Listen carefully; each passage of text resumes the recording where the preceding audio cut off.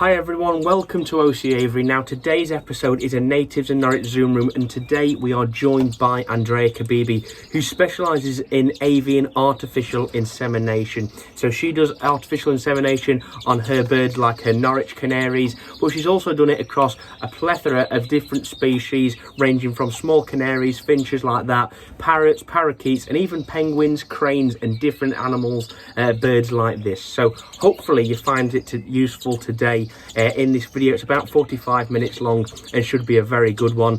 And then also, it does look like this could be a major part of the hobby in the future, in time to come, with the more difficult species and breeds to breed and rear. So something useful today, and I hope you enjoy this episode. Just before we go, let's say a massive thank you to Avian World Dublin for sponsoring Natives in Norwich, and please do subscribe down below if you'd like to see more of these episodes. Let's get right to it.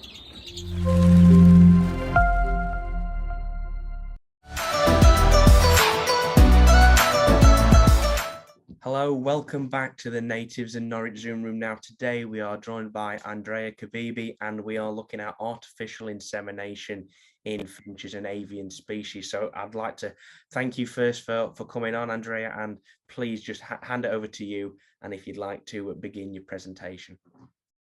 All right. Thank you, Oliver. First of all, I'd like to start with thanking Paul, also known as Mac Finch, for asking me to do this Zoom call for Natives in Norwich. You guys there are doing a great work for the hobby on this group and some of the most difficult times we've had. Since COVID started in 2020, they ran an online show with over 1,800 videos of birds entered by the members, which was a great success, and all sponsored by Avian World Dublin. Then the Zoom calls started in 2021 and are being done once a month since, all to keep our hobby alive with very little shows on due to the pandemic. I believe I'm the first one up for 2022, so let's get it rolling. Fantastic. Welcome to this presentation on artificial insemination for bird breeders. My name is Andrea Cabibi, and I'm a zoo professional working in zoos for over 35 years in Canada, United States, and in Great Britain. I've specialized in the breeding and release of endangered species and have been the animal care manager of the bird department at the San Diego Zoo Safari Park. I received specialized training for artificial insemination in birds at the National Zoo in Washington, D.C. And I also set up the artificial insemination program for cranes at the San Diego Zoo Safari Park. I happen to be a canary and finch breeder at home. I decided to bring artificial insemination into my bird room and specialize in the AI of very small birds. One of the challenges of the very small birds is a small amount of semen collected. The semen sample from a male canary or finch is 0.01 of a milliliter, which dehydrates almost instantly in the pipette or insemination tube. This has been one of the challenges I aim to overcome. I have been very successful increasing my Norwich canary fertility rate from 30% to 95% simply through the practice of artificial insemination. This success motivated me to put together an artificial insemination kit for bird breeders, which has now been awarded an international patent for the unique invention of the technique and the kit. Here you can see an illustration of the reproductive system of a canary hen. The finch hen is exactly the same.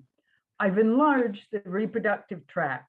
It doesn't actually stretch up quite so far up the bird, just so you can see clearly the various details of the hen's reproductive tract. Some of these details are really important when it comes to insemination in these birds.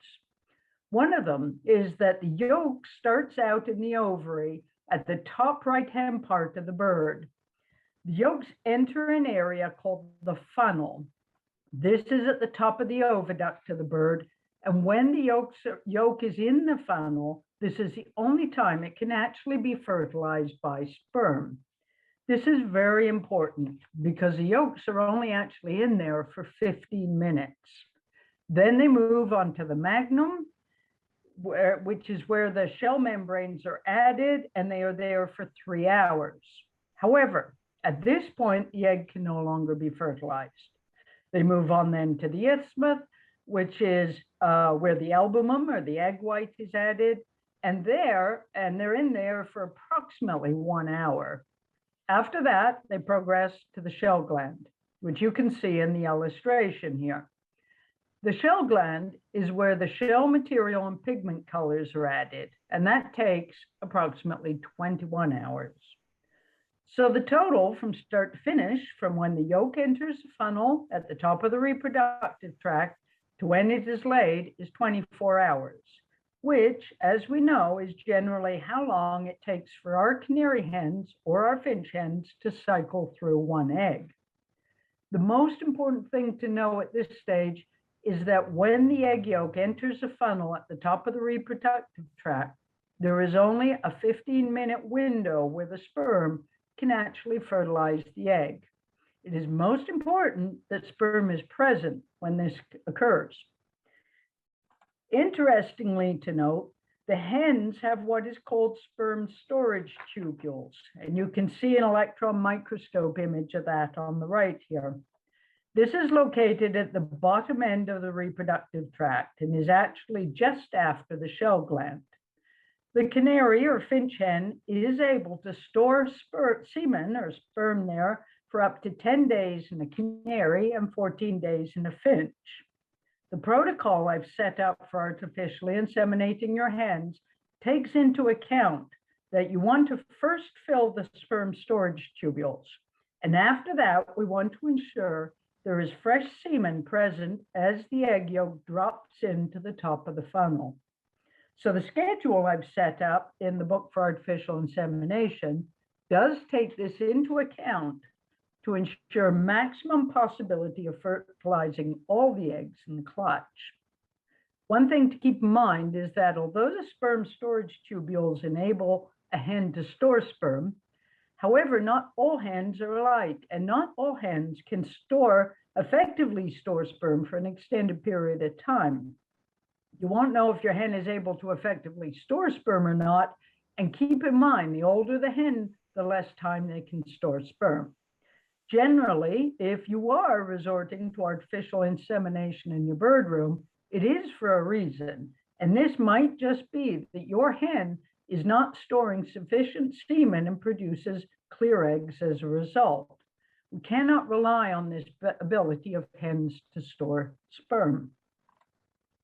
Now we'll move on to the male canary.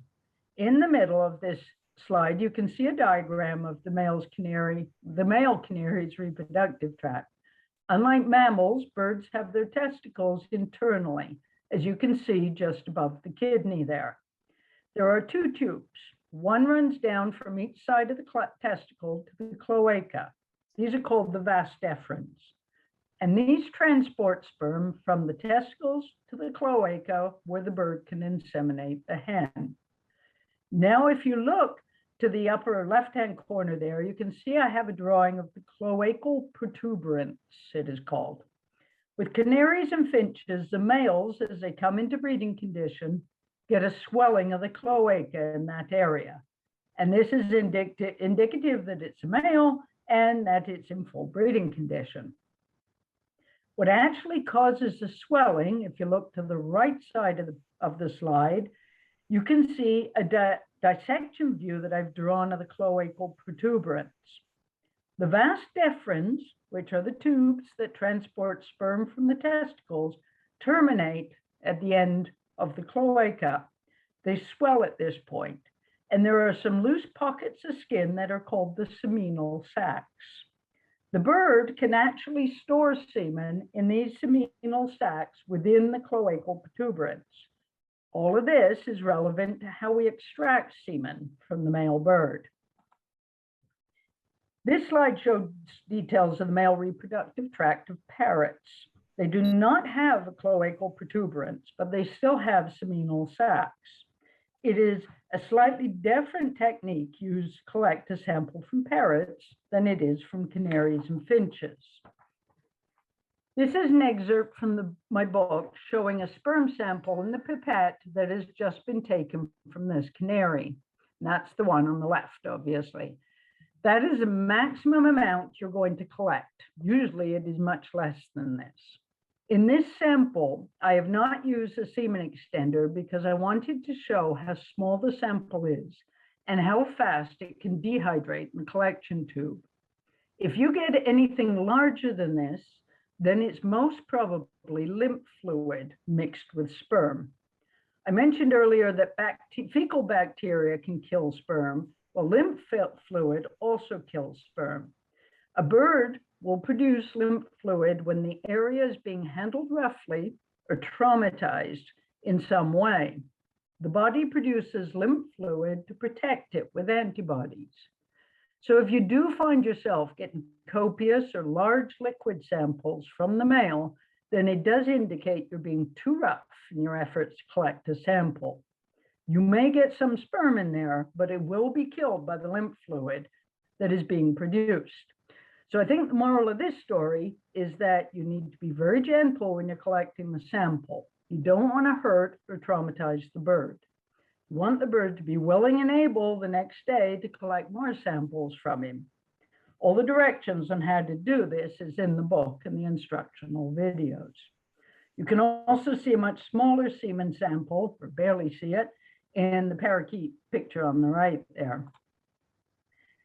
Now here I provided a picture of some Norwich canary sperm that I collected from one of my birds. This is from the residue left in the tube. Generally, I'll take the sample from the male and inseminate the female straight away. Then I'll take an extra drop of semen extender into the tube and squirt it back onto the microscope slide. Put the microscope slip on top and have a look. This will tell me whether the sample I just inseminated into the hen was a good one or whether there was any sperm at all. If this was a full sample, it would be absolutely teeming with sperm. Because it's just the residue left over in the tube, it's just got a few, but enough for me to see that the sample was good.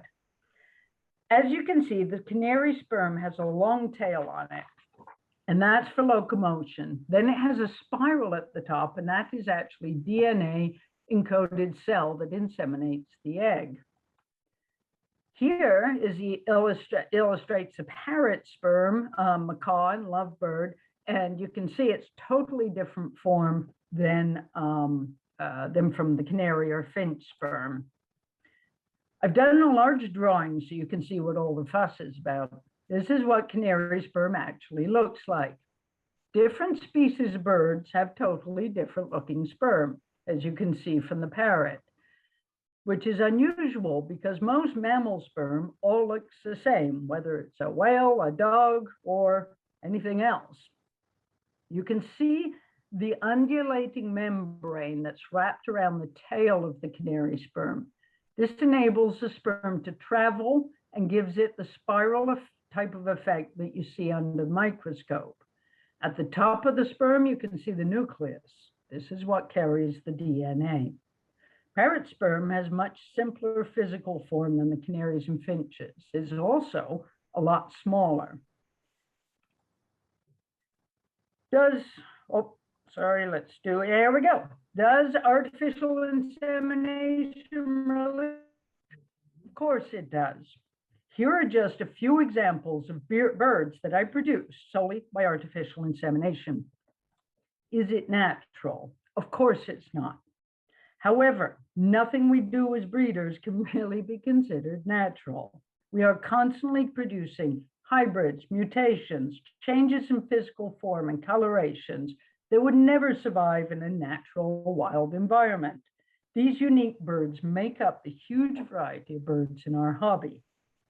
Artificial insemination is simply an additional tool that can be used to further produce unique birds that may have very low fertility rates for a variety of reasons. Keep in mind that some may simply be that a male bird has injured one of its legs and is no longer able to mount a hen. Artificial insemination and the shipping of sperm, both nationally and internationally, is the normal for farmers, dog breeders, and horse breeders. It has been tried and tested in these species, and nobody is saying it should be banned or restricted so that only natural breedings can occur. No farmer or dog breeder or horse breeder is saying that artificial insemination takes all the fun out of their breeding plans or hobby. In actual fact, it makes it more fun because it opens up our ability to produce things that we couldn't produce before. This is the artificial insemination kit that I've put together. I'm going to describe some of the components of it. You can see scissors in the upper left there. These are used for trimming the bird's feathers around the vent or cloacal area. As I mentioned earlier, the male semen sample is very small, and it's easily soaked up by just one feather, and then you'll lose the sample altogether. So the feathers around there need to be trimmed away. You can also trim the hen, but most hens that are in full breeding condition have what's called a brood patch, and they lose the feathers around their abdomen and around their vent.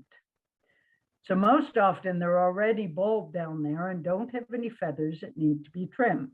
However, I have had a few Norwich hens that have still been heavily feathered, so I trim their feathers just to clear the area away for artificial insemination. Which also brings up another topic of what they call the cock feathers on a male bird. And there's a lot of breeders feel that these are really important for natural breeding and they shouldn't be cut off. I cut them off. Just one of those feathers, you'll lose your sample. And if you keep that in mind in natural breeding, you also, especially with a very fluffy bird like the Norwich, you're going to lose your natural breeding samples too. I have not found, and I do a lot of natural breedings as well, I've not found that the removal of the cock feathers has any effect whatsoever on the breeding ability of the male. So I cut them off, but I know there's a lot of people who will say you shouldn't. Okay, in the middle there to the right, you can see the insemination pipettes. Those are what we use to collect the sample from the male and also inseminate the female. I've specifically modified the end to ensure that the hen doesn't get damaged in any way when she's being inseminated. Now, it took me a long time, almost 2 years, to find the perfect size for the insemination pipettes. And the reason for this is if they're too wide at the bottom when you collect the sample, then the sample is barely even filling the tube and it will dehydrate even faster. If they're too small, the canary sperm is exceptionally long. It's much, much bigger than any mammal sperm. Then what will happen as the sperm gets taken up into the tube with the end too small is the sperm will actually get damaged. Heads and tails will be knocked off and you won't be able to successfully fertilize an egg with it.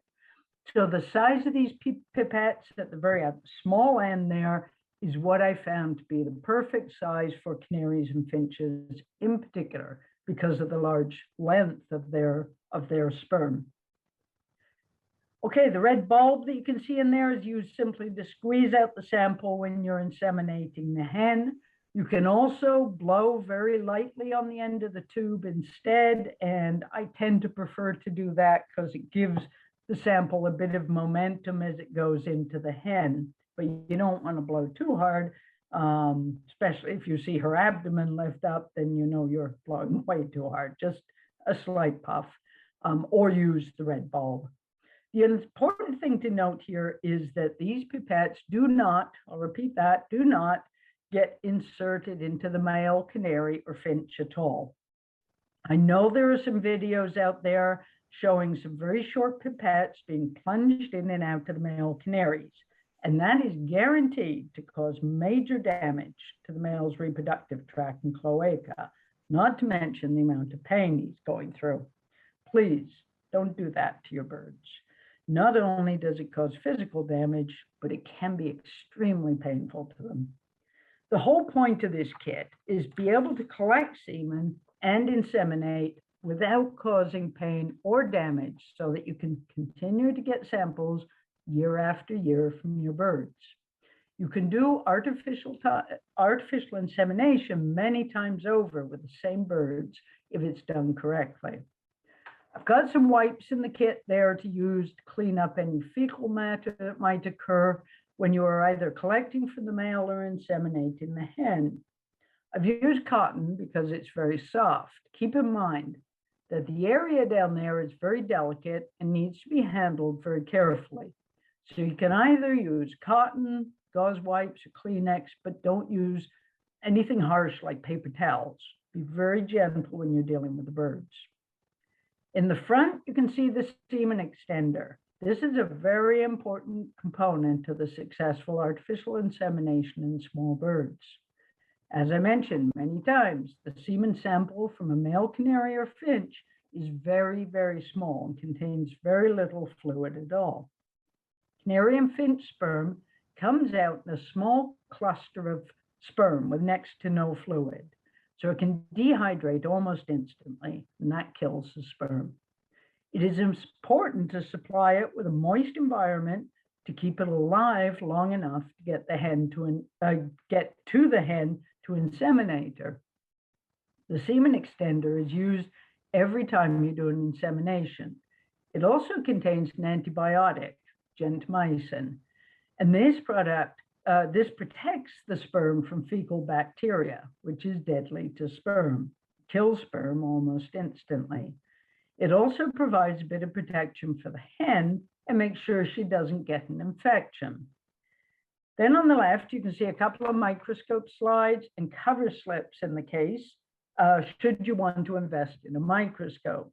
I highly advise it, since you're able to see the sperm samples that you get from the males. It not only allows you to evaluate how good they are as breeders, but also to be able to examine the residue of the sperm that is left in the tube after you've inseminated the hen. This enables you to see if you got a good sperm sample. If you didn't, you can try again with the same bird in half an hour or so, or you can try another male to ensure that the egg coming down the tube is going to be fertilized that day. You can also see in the middle on the left there, there's an empty dropper bottle. That's for the semen extender. The semen extender comes in a glass ampule, and it doesn't have an expiration date. It'll last as long as you need it until it's broken open and dispensed into the small bottle on the left. That's what you're going to use when you're collecting the sample from the male.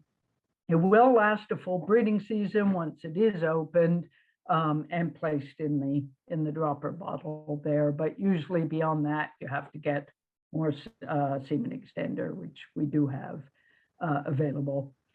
The other component, the far right at the back, is the disinfectant. This is used to ensure that you keep your tubes or pipettes clean and free of bacteria, but it's also used to kill any sperm that might be left over from a previous bird, especially if you're crossing different breeds of birds. You don't want to find your Norwiches looking a little bit like a frill. Okay, here is an excerpt from a copy of my book, which is included with the insemination kit. I filled it with illustrations and photographs that cover every aspect of the artificial insemination in small birds. I've also got sections on disease control, making sure you keep everything clean, and also about contaminated or non-contaminated samples, depending on whether they contain feces or not, and how to deal with that. I've got a section on microscopes, which I really recommend that you buy if you want to examine the samples, and also what to look for in the samples and how to properly evaluate them. The book for canary and finches has now been translated into Arabic and Spanish for other countries. And I then went on to perfect the technique in small parrots, and it is different for every species of birds, how to get the semen sample from the male. Inseminating the hen is the same all over, but getting the semen sample is different for each different type of bird. Finches and canaries, however, are the same. And this is the illustrated book that goes with the kit if you're buying for small parrots. And I've also done the same for pigeons and breeders, as pigeons and, doves. And again, the technique is slightly different for those types of birds.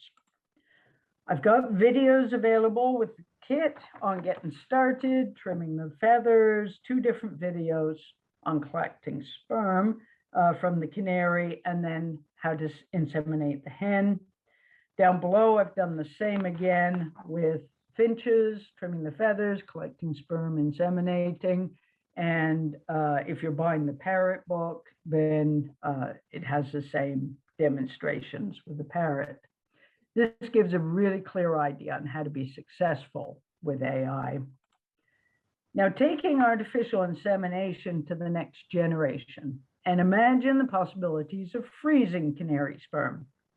I've been trained to freeze bird semen in liquid nitrogen, but it tends to be with the larger birds, which produce larger samples. The fact that canaries and finches samples are so small, it presents a lot of challenges that you don't have with the larger birds. So I'm still working on this to perfect the freezing of canary and finch semen. What I envision for the future is the possibility of specialist bird clubs investing in some of the equipment. Is not as expensive as you might think, and receiving the training on how to maintain it, and maybe offer this as a service for a nominal fee per month to the breeders in the club. They would then be able to store the sperm of their prize canaries or their champion birds and either use the sperm later on if something happened to that bird, or just store it for the next 10 years, 20 years, and come back in that time to re-inseminate hens in the future to reintroduce those undiluted bloodlines from way back when their bird room maybe had a whole different genetic makeup. Obviously, the other one is that you would be able to ship frozen or chilled sperm to other breeders across the country. Obviously, crossing international borders is a little more difficult with a biological specimen like that. But certainly nationwide, it would provide breeders with a far greater genetic diversity in their stock. Someone who owns a perfect specimen or prize champion bird would be able to share the genetics of that bird through a stud service without ever selling the bird. Genetically, this would provide much more diverse opportunity for the breeders. And we all know that the breeders never will sell their best birds. But now you might be able to tap into their best birds without them having to part with them. I've already been in contact with the Australian government regarding exporting bird sperm from their country. At this point in time, they obviously don't have any regulations regarding this since it's so new. But they do not foresee any restrictions on exporting sperm from captive Australian birds, as long as the birds themselves remain in Australia. If you ever looked into trying to get birds exported from Australia, you'll know that it's hugely difficult, if not impossible, with an incredible amount of red tape that is in place to protect Australia's indigenous species. But for us in other parts of the world, it opens up a huge possibility to tap into their genetics and their bird breeding programs, which we haven't been able to do. Here's a picture of what I have available. This is the artificial kit and the books on the different species. I also have videos that are available with the kit. I look forward to sharing my expertise with other breeders, and hopefully to improve your breeding seasons, making your future plans a reality, and get rid of those clear and fertile eggs that plague us all throughout our breeding efforts. This concludes my presentation. I'm open for questions or comments if you have any.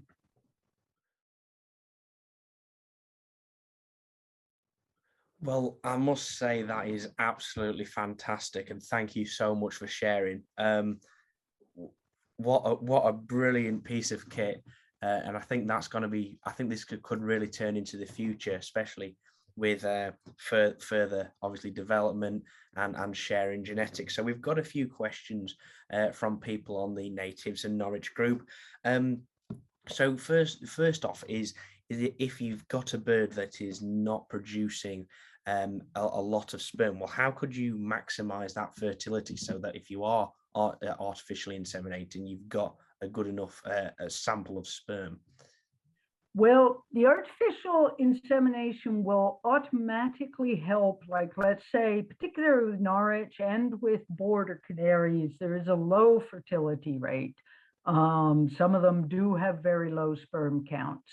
Now, when birds breed naturally, not all the sperm in the seminal sacs that the male has, not all of it gets passed on to the hen, which is why they'll breed many, many times in a day and still be transferring sperm. When you extract the sperm from the male, you're taking everything there is in there. So you're taking potentially at least 24 hours worth of sperm, whereas in 6 breedings, the male might pass a quarter of it on to the hen. So if there's a low sperm count in that particular bird, by doing AI, you're concentrating whatever he has so that it, by the time you inseminate the hen, is probably as good a sample as a bird that has a high sperm count and is doing a normal breeding. So in that way, it will definitely help.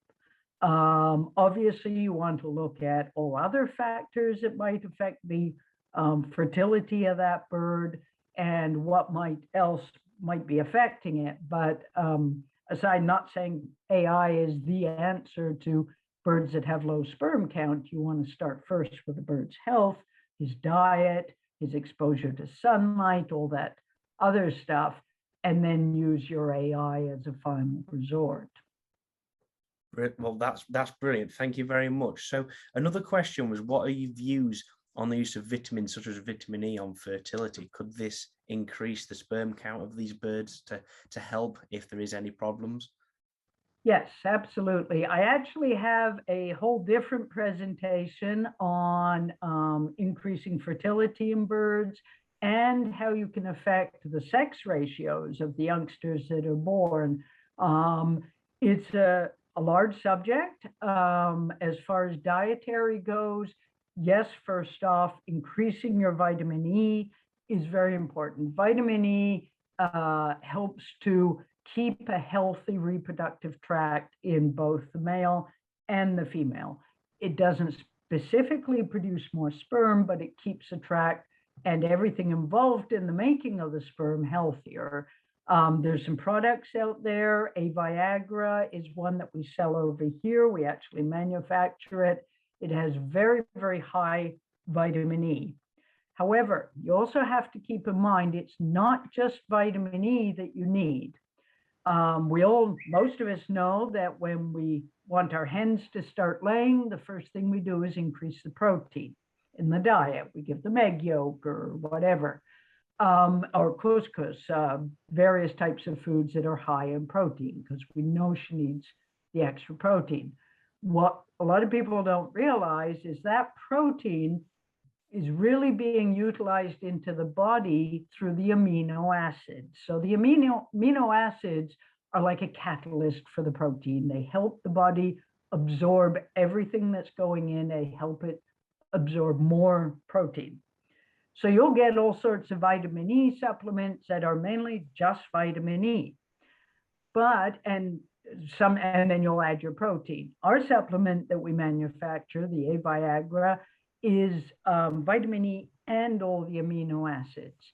So you're not just making a healthier reproductive tract, you're also putting the amino acids in there so that the females can absorb more protein that they need to make eggs, to feed chicks. The males can absorb more protein into their bodies so that they can produce more and healthier sperm. So yes, diet is very important. Artificial insemination, as I keep saying to people, it's a tool. It's a tool for when you're running into difficulties. When you're not, let your birds get on with it. It's not to replace natural breedings, but it is for when you're having problems. And certainly for those doing hybrids, for Norwich breeders, for border breeders, they are running into problems. I know for boarders, the overall fertility rate of eggs pretty well across the world is maybe 30%. That can be certainly raised with artificial insemination. Right. Well, that's brilliant. Thank you very much for answering the question. And that's definitely something that I think people need to take into account. And like you say, the fertility is dropping. AI is going to become quite a useful tool, I imagine, in only just a few years to come. So another question we've got is hearing about. So a male needs to tread a female every time for each egg to be fertilized, so pretty much a daily thread and several times perhaps. So when you're artificially inseminated, is that a daily process where you're going to fertilize that female each day from the cockbird's sperm? Yes. So let's take canaries and finches separately. First of all, for canaries. So first of all, you've got a period where your hen begins to lay, to make a nest, and you know your eggs are coming up. You're going to be dropping those yolk into the top of her reproductive tube within, let's say, 4 to 5 days. So what I recommend in my schedule is as soon as you see that she's very seriously building a nice nest, not just when she starts putting a couple of strands in it, but when it's becoming a nice nest and you know she's getting ready to lay, you begin your inseminations. And that's generally about 2 to 3 days before the first egg appears. So what you're doing there is, first of all, you're filling up those sperm storage tubules that I mentioned before, and you're also increasing your odds of making sure you don't miss that first egg. Now, as I said, when I increased my Norwich fertility rate to 95%, the other 5% was mostly when I didn't get to her in time. And even though she was with the male, I didn't get to inseminate the first egg before it came down the track. So you're starting early. Then, so I recommend as soon as you've got a nice nest, and you'll know from your different bird breeds, you know, at what point you know she's going to start laying, start inseminating. Inseminate every single day. Then when that egg comes through, you're confident that you've got semen in the reproductive tract for the first egg. Now you're going to do the same for the second egg, and the third egg, and the fourth egg. And if you're lucky, they get 6 eggs.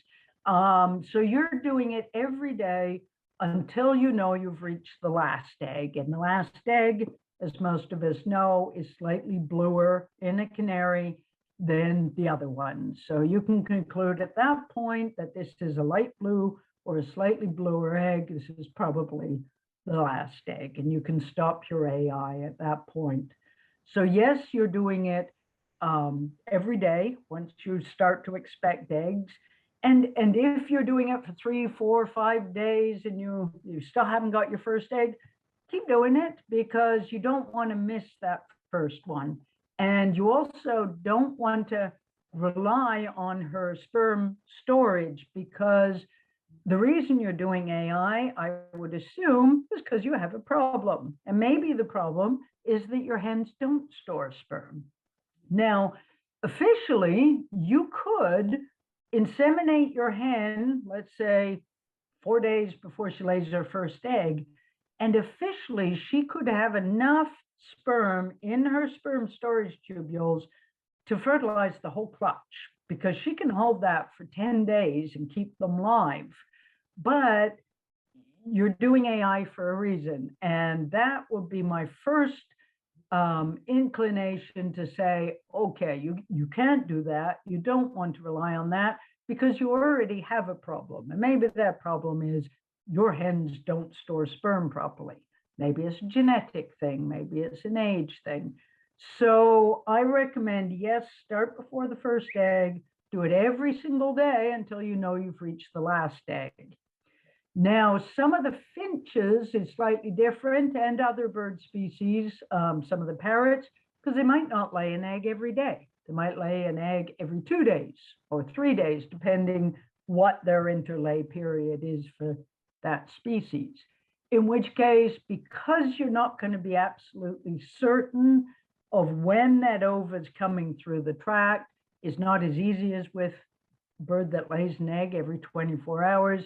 I still inseminate every day until I know that I've got the first egg and I've reached the last egg. Other species, it's not as easy with canaries. You can't necessarily go by the final egg color, but as best as you know how many they're likely to produce in a clutch, and then you stop. Well, brilliant. Well, thank you. That's excellent. Now, I think, to be honest, you've actually answered most of the questions in your presentation, so huge thank you there. Just a question from me on the microscope. So I'm going to presume it's a light microscope, not the expensive electron microscopes you have to use for the sperm. And is that what sort of magnification is that on the microscope? Okay, you're usually magnifying 400 times for the bird sperm. So that means you need a by 40 objective at the bottom of your scope and a 10 times eyepiece. So that'll give you 400. Yes, it would be a light or microscope that you're using. Electron microscopes are definitely out of everybody's price range, I'm sure. Yes. I'd love to have one, but gonna get one. But average price, now I'm talking US here. We do have them cheaper than I know they do in the UK, but you can pick up a microscope here for maybe $200, which would be like 175 pounds or somewhere around there. Yeah. And it's plenty good enough. As long as you've got a 40 lens at the bottom part of the scope and a by 10 lens eyepiece at the top, you've got 400. Times 400 is the magnification. And that's what I recommend for examining bird sperm. Fantastic. Well, thank you ever so much for answering that. Just wanted to make sure that's cleared up. So if anyone is to invest in a microscope, then that's all fine before anyone makes any mistakes or anything like that. So huge thank you there. I think, like I said, you've answered most of the questions, which is superb. So just huge thank you again. Just another one with the sperm extender. So is there an option to buy more of this should we want it for, let's say we need 5 seasons worth? Is there an option to add extra sperm extenders? Yes, absolutely. You can either add them at that point or you can buy them later on. I have them available. The one that we have with the kit is specially formulated for small birds. And as I say, it contains the antibiotic. So it further protects the sperm and the hen as well. Yeah, I think that's about it. Excellent. Well, I just must say massive thank you once again, and yeah, it's very much appreciated you taking your time to do this and share with the bird community, especially in the UK. We have a lot of viewers in the UK, and then there is a multitude across the world. So hopefully this does get you a lot of traffic, and you do get a lot of sales from this. But also, I think this is going to be a really useful tool in everyone's bird rooms in a few years to come. So just, Andrea, massive thank you for sharing that, and it's very much appreciated, and we really do appreciate you doing this. No problem. It's a pleasure. And just on a closing note, I sell the kits all over the world. The country where I get the most negative feedback, not from people that have bought them, but from people that don't believe that it should be used, is actually Great Britain, which makes me kind of laugh a bit because I'm actually basically British. I'm a British citizen too, but there's a lot of people, as I say, they feel, oh, that takes the fun out of it, or that's cheating, or whatever. And as I said earlier in the presentation, in every other animal breeding hobby, AI is accepted. And if you can accept it as a tool, not as a replacement for natural breeding as best you can, but as a tool to continue in the hobby along the lines of different breeds, that the more specialized they become in being extra fluffy or extra long or extra sleepy or whatever it is, we're looking to produce a type. Does that type need to always be able to breed perfectly as well? In the ideal world, yeah. In the world of French bulldogs, I'll tell you, they're all doing artificial insemination and they're all doing cesarean sections because the dogs can't even give birth. So we're nowhere near that in birds. Our hens can lay their eggs just fine. Our males may be lacking in libido, or everything's too fluffy down there, or their legs are too long, whatever. But this is just the beginning for bird people. And I think it's an exciting tool to have. Does everybody need to know you have it in your bird room? I'm not telling anybody. I've sold hundreds and hundreds of them to the UK. I won't tell you who's got them and who hasn't got them because they don't want everybody to know. So, and that's fine. But I think eventually the hobby, bird hobby, is going to outgrow this more old-fashioned view towards reproduction and move forward and join the other animal hobbies that, as I say, they've been using it for years and years and years. And it's become the norm. So I do agree with you, and I think it's something I'm quite aware of, and I definitely agree with it. I think it's, like you say, it's a tool, not a replacement, and I think it's going to be something that's very useful, especially in like the British finch hobby, keeping British finches. And doing the hybrids there, is that the success rate is so low that having a tool like this will give rise to not only larger classes of these birds at shows, where we might see a lot more of these rarer hybrids, but also the hybrids that haven't yet been produced. And what maybe one of the reasons they haven't been produced is because it's not been a natural sort of mating, hasn't been a success. But by doing this, maybe we'll see some yet to be seen hybrids on the show benches in the next few years through using this method. Absolutely. Yeah, that's just brilliant. So thank you ever so much. And just again, massive thank you from everybody. And I look forward to seeing how this goes down. And obviously we will have to do another one at some point on the increase in fertility as well. So that would be great. Excellent. Awesome. Well, I look forward to it, Oliver, and you guys are doing a great job. It's tough times right now for anybody trying to put on shows, and well, hopefully it'll be a better world soon. And but in the meantime, I look forward to doing more presentations for you guys on Zoom. Absolutely. Well, thank you very much. Thank you for your time. So that does bring us to the end of this week's episode. So massive thank you for joining us today. I hope you found some useful tips in that. I think I'll be ordering one of these kits soon. I think it's going to be something that's really going to be useful in time to come once it's a bit more accepted, especially in the UK. But as you said, it's across multiple different animal breeding hobbies with dogs and different things like that. So something perhaps that we should adopt in the bird keeping hobby to breed harder, to breed hybrids, to do Norwich and get a higher fertility rate of the eggs, and a lot of things like that. So I hope you have enjoyed today's video. Once again, massive thanks to Avian World Dublin for sponsoring Natives in Norwich. Please do subscribe down below if you are new here and you'd like to see more episodes like this, as well as weekly episodes from my bird rooms and my flights as we go into the breeding season soon. And do smash a like on this video if you did enjoy it. So thank you very much for watching, everyone. See you in the next one.